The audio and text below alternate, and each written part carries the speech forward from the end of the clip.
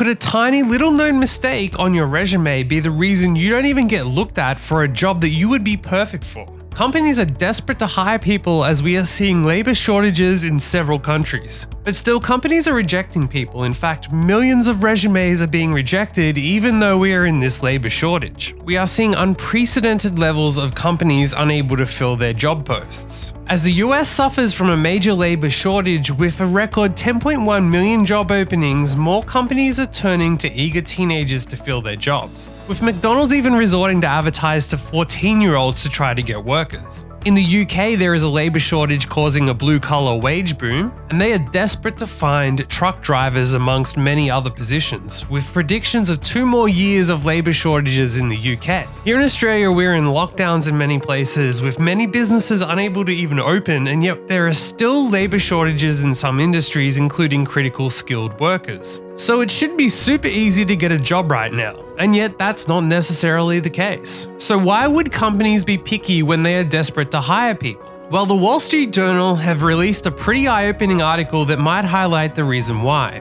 Something small that most people wouldn't have thought of that is not necessarily due to a lack of being a good candidate, but here may be one reason why. The software that sorts through applicants deletes millions of people from consideration. If, like me, you think, oh, that's fine, my resume will be checked by someone who will read it and a tiny mistake is something that shouldn't hold back an otherwise amazing employee.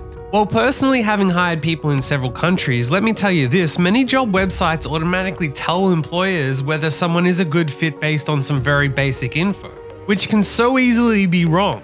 It's designed to filter out people who aren't eligible for the job. They may live in another country, have no experience, not have the rights to work, or for other reasons. But let's say perhaps you work in sales. You apply for a sales job. However, let's say you worked at a place that was fancy and instead of calling your job sales, they had a fancy name for it, which is becoming more and more common these days.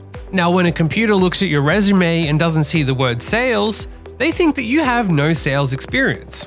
On top of that, because companies might get hundreds of applicants, even thousands, and many are just not suited, they use automation software to narrow down candidates. As the Wall Street Journal says, these systems do the job they are supposed to do. They also exclude more than 10 million workers from hiring discussions, according to a new Harvard Business School study released Saturday. And look, sometimes those systems are set up wrong too, and they just misrepresent the job. Lead Harvard researcher Joseph Fuller cited examples of hospitals scanning resumes of registered nurses for computer programming, when what they need is someone who can enter patient data into a computer.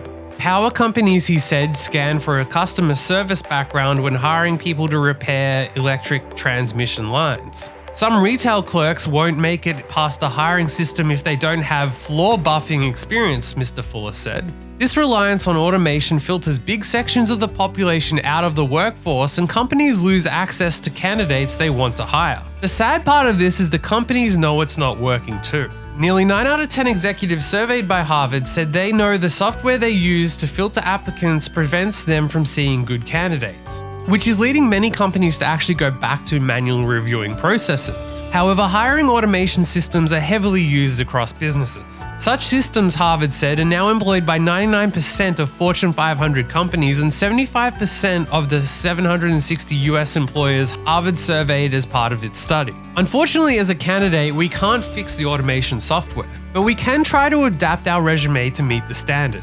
You can try to make sure that your job titles are clear, perhaps ensure your resume is worded in a way that applies to a machine, ensure you follow standard formatting and not be too fancy on your resume.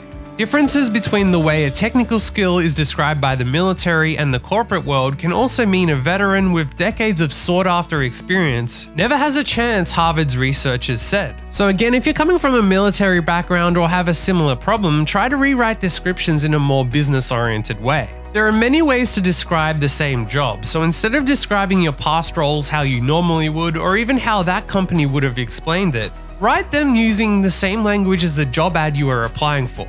I'm not talking about lying, but I am talking about, in the military example, using business terms instead of military terms to describe your role. Another option is to follow other methods to get jobs, such as referrals from friends or family. Reaching out to people on LinkedIn might help as well. If the company is hiring and you think that you might be overlooked by machines, connect with the hiring manager on LinkedIn and apply directly through them. You can just ask some casual questions because you want to know about the job before applying as a more subtle way to start the conversation, and it shows you do some research. It will also make you stand out and show that you're actually truly interested in the role. Sadly, as a candidate, we just can't fix this.